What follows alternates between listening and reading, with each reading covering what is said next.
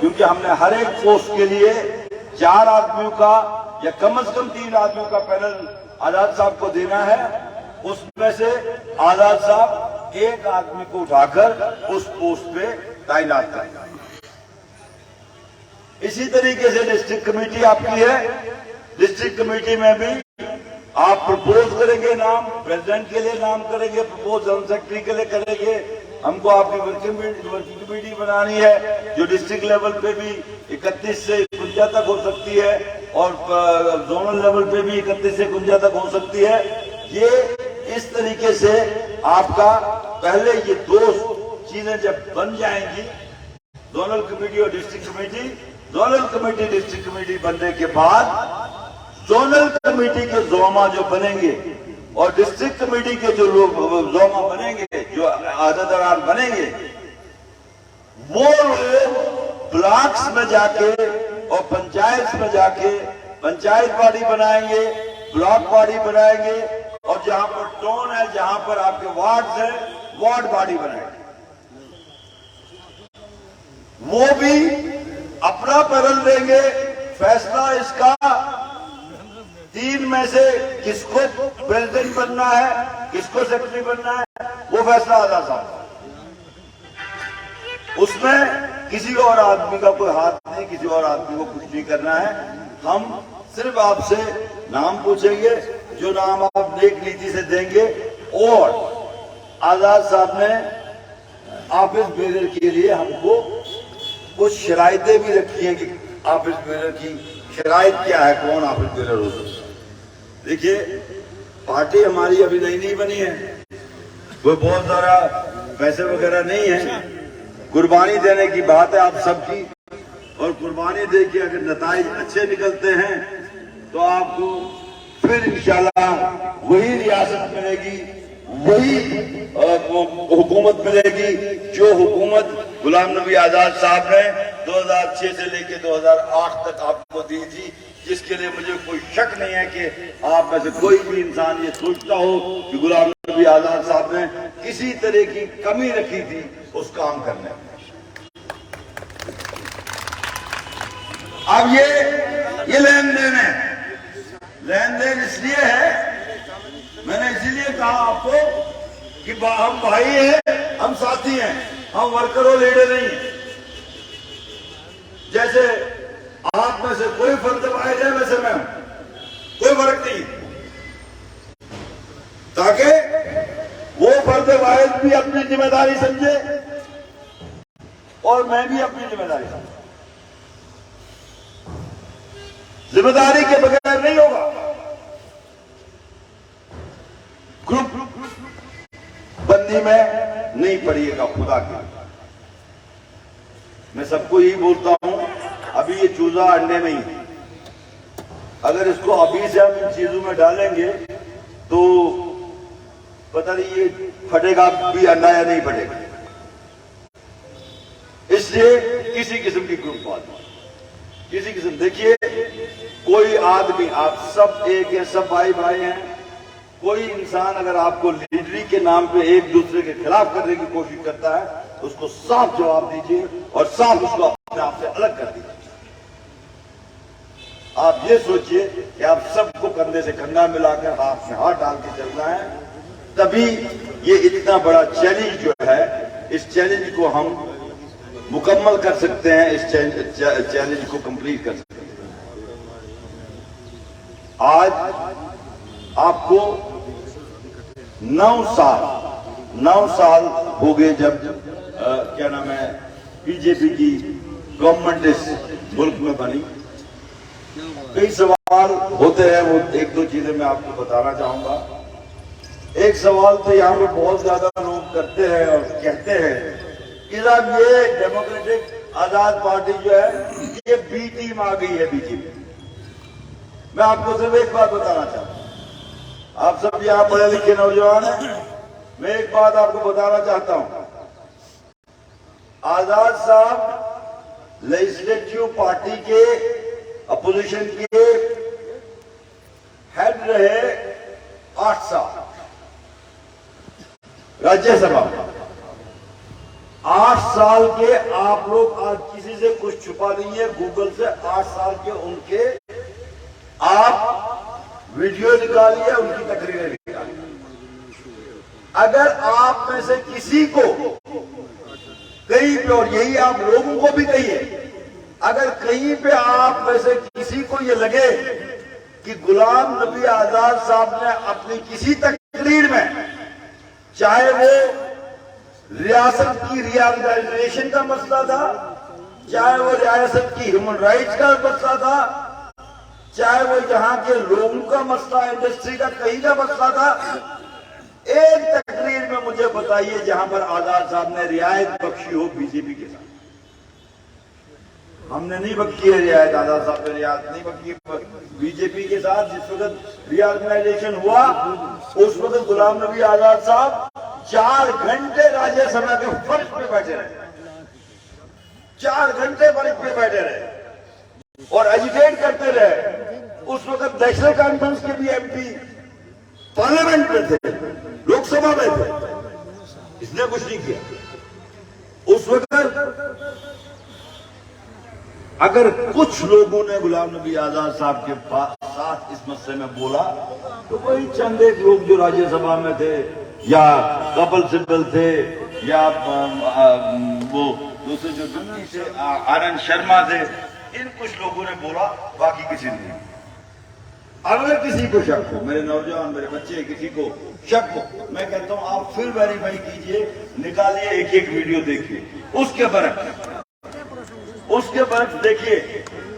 National conference ने, मैं national conference की जमात, नेशनल कॉन्फ्रेंस ने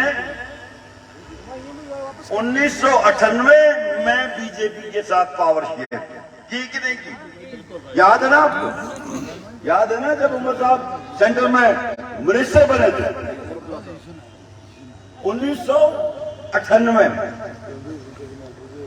उसके बाद पीडीपी जो इतना चीखती है, इतना चिल्लाती है, लोगों को बना के फिर एक माहौल यहां पे क्रिएट करना चाहती है। पहले लोग मर गए, उनको और मरवाना। पीडीपी ने जिस वक्त 2014 में इसी गुलाम नबी आजाद साहब ने बयान दिया, कहा कि पीडीपी बीजेपी के साथ मत जाओ, ग्रैंड अलायंस बनाते हैं, कांग्रेस के 12 एमएलए हैं, एनसी को भी मैं रिक्वेस्ट करूंगा, उनके 15 एमएलए हैं, हम सब आपको अनकंडीशनल सपोर्ट देंगे, लेकिन बीजेपी के साथ मत मिलो। किसने बीजेपी को सेक्रेटरी दिखाया? महबूबा मुफ्ती जी ने, पहले तो मुफ्ती सईद साहब ने, उसने दिखाया ना, नहीं तो वो सेक्रेटरी कहां पहुंचते, कहां से जाते सेक्रेटरी में? वो उनको सेक्रेटरी ले गए। और उस वक्त भी मैं ईमानदारी बोलता हूं, मैं दिल्ली में आजाद साहब के पास था, उनने मुझे कहा कि मुफ्ती साहब मुझे इनवाइट करने आए ऑफ सेरेमनी के लिए, जो उनको हल्फ लेना था, मुझे इनवाइट करने आए और कहा कि सोनिया जी को भी मैंने इनवाइट करना है। उस वक्त मुझे आजाद साहब ने कहा, मैंने उस वक्त भी मुफ्ती साहब को कहा कि ये ब्लंडर मत कीजिए, इन लोगों को सेक्रेटरीट मत दिखाइए। लेकिन मुफ्ती मोहम्मद सईद ने कहा कि नहीं, इसके बगैर चारा। मुफ्ती साहब गुजर गए, चाहे महीने तक डेडलॉक रहा, कोई हुकूमत यहां नहीं बनी, लेकिन उसके बाद भी महबूबा मुफ्ती साहिबा ने इनके साथ ही कोलिशन किया। उस वक्त भी उसको बोला गया कि हम इनको और सपोर्ट दें। उसके बाद पार्टियां जो बीजेपी का तरीकाकार है, हर जगह पे खरीदना, हर जगह पे तोड़ना, इस तरीकाकार पे पहले एक अपनी पार्टी बना दी। अपनी पार्टी में एक बिजनेसमैन, एक दुकानदार आदमी वहां कश्मीर का, जिसके पास पैसे अच्छे हैं, उस आदमी को उठाया। वो अल्ताफ बुखारी ने प्राइम मिनिस्टर के साथ दोनों हाथ जोड़ के फोटो मीडिया में डाला, वो भी आपको पता। सजाद गनी लोन साहब हैं, जो 2014 की मिनिस्ट्री में बीजेपी के कोटा से मिनिस्टर बने, आज ये लोग कहते हैं कि साहब गुलाम नबी आजाद साहब भी थी। वाह, अरे यार तुम्हारे तो तलकात उनके साथ है, हमारा तो कभी तलकात रहे नहीं। गुलाम नबी आजाद साहब के तो उनके साथ कभी तलकात रहे नहीं। हाँ, गुलाम नबी आजाद साहब की अपनी एक शख्सियत है। जिस वक्त वो पार्लियामेंट से रिटायर हुए, उस वक्त प्राइम मिनिस्टर ने एक वाकया याद करके 2008 में, जिस वक्त वो यहाँ चीफ मिनिस्टर थे, उन्होंने कहा कि मुझे इस आदमी ने बड़ा जबरदस्त, इसकी इंसानियत ने बड़ा मुझे इम्प्रेस किया कि जब 2008 में गुजराती कुछ जो कह रहा मैं विजिटर थे, वो जिस वक्त मारे गए कश्मीर में, तो गुलाम नबी आजाद साहब ने, उस वक्त मोदी साहब चीफ मिनिस्टर थे गुजरात में, कहा गुलाम नबी आजाद साहब ने मुझे जिस तरीके से उनके मरने की खबर बताई, मुझे उससे बहुत ज्यादा, और उस पर उनके 4 आंसू निकल गए। ये एक इंसानी मसला है, इसमें ये कहना कि उसने 4 आंसू निकाले इसलिए आजाद साहब बी टीम हो गए, ये शर्म है उन लोगों पे जो अपने गिरबान में।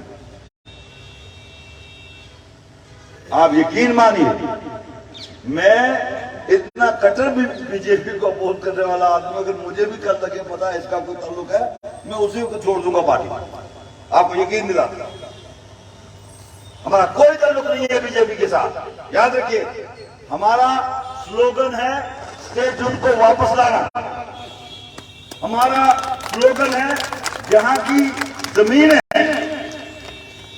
जहां के इंसान के बगैर कोई और ऑन नहीं कर सकता है, कोई उसका मालिक नहीं हो सकता है।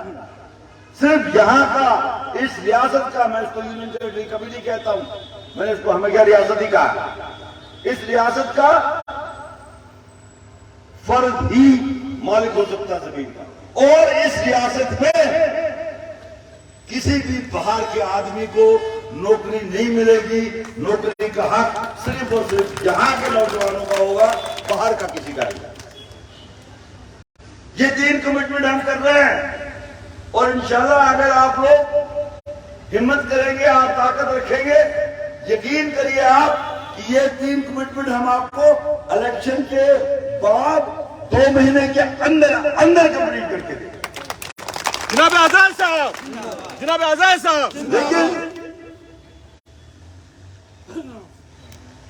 तकलीफ हो रही है बहुत सारे लोग। वो कहते हैं यार तनख्वाहें, आपको पता अपनी पार्टी ने तनख्वाहें लगाई हैं, मुझे पता, मेरे पास लड़के आए जिनने कहा जरा हमको 2000 देते, मैंने कहा हमको 1000 रुपया देते।